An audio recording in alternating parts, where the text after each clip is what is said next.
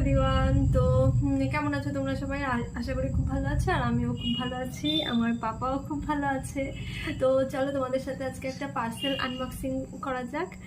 তো আমি একটা ফ্লিপকার্ট থেকে মানে টি শার্ট নিয়েছি। তো টি শার্টটা আনবক্সিং করবো এখন, সেটাই তোমাদের সাথে একটু শেয়ার করছি। তো দেখা যাক কেমন হয়। এই তো বাবা, এই তো এটা একটা মানে তোমার খুবই ট্রেন্ডিং, মানে না না না না না, এটা কে? এটা কি আমার পাপা নাকি?